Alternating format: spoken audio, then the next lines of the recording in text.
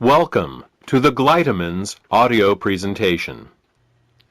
In the next 20 minutes, you will learn what gallstones are, what kinds of problems they can cause, and what you can do to get rid of them.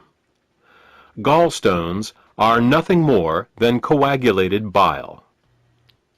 Bile is the green alkaline liquid produced by the liver, which, among other things, helps us digest our food. The liver produces about a liter of bile a day and stores it in a muscular sac called the gallbladder.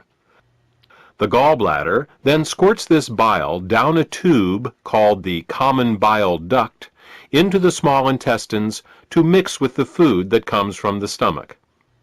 Well, that's what's supposed to happen. Unfortunately, with nutritional deficiencies and exposure to certain toxins, bile can thicken and form what is known as biliary sludge. When this biliary sludge forms, it makes it very hard for the gallbladder to get the bile into the small intestines. It's like trying to squeeze glue through a straw. It is out of this biliary sludge that gallstones are formed. Gallstones and biliary sludge disrupt the normal flow of bile, causing 3 different types of problems. The first set of problems is related to not getting enough bile into the intestines. The second set of problems occurs when toxins, unable to leave the body through the bile, back up and accumulate in the liver and the bloodstream.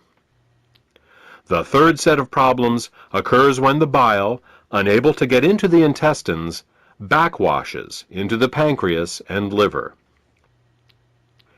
Let's start with the first set of problems and consider what happens when the bile becomes too thick or full of stones to reach the intestines in required amounts.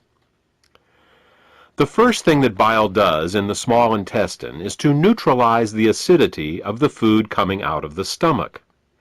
In order to disinfect and digest the food that we eat, the stomach secretes hydrochloric acid. Did you ever wonder why the stomach doesn't digest itself? It's because the stomach has a special mucus layer that protects it from this hydrochloric acid. But the small and large intestine have no such protection. Instead, they rely on bile. Bile is a very alkaline substance, and when it comes into contact with the acidic food from the stomach, the acids are neutralized. If bile can't get into the small intestine in required amounts due to biliary sludge and gallstones, then stomach acids in the food are never fully neutralized. They can cause acid burns along the entire length of the small and large intestines, all 30+ feet of them. We experience this as indigestion, heartburn, ulcers, and all manner of digestive complaints. In essence, we are digesting our own intestines. The next thing that bile does in the intestine is to emulsify the fats and oils in the food that we eat. Emulsification is the process by which fats and oils are made water-soluble. To understand emulsification, think of soap. It's next to impossible to rinse grease off a dish with just plain water. But if you put a drop of soap on the dish, the grease washes right off. That's because soap is an emulsifier. It's what allows fats and oils to mix with water. Bile is the body's natural emulsifier, and it is what allows us to digest the fats and oils we eat. Without this emulsification process, essential fats, oils, and all the fat-soluble vitamins we eat become very difficult to absorb.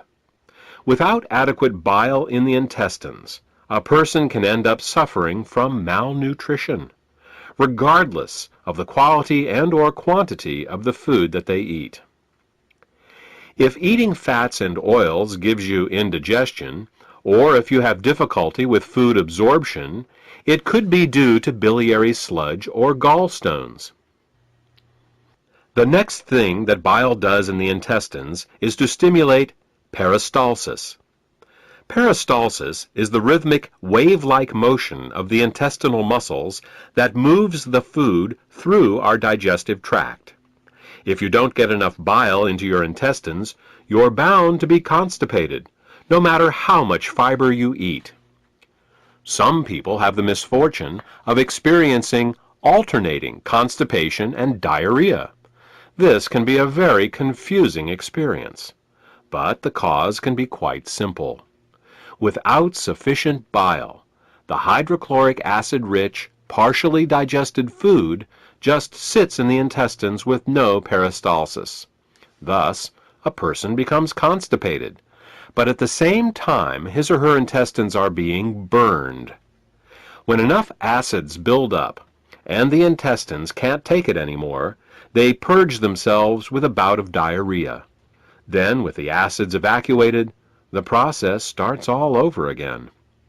If you are experiencing problems with constipation, diarrhea, or both, biliary sludge and gallstones could be the cause.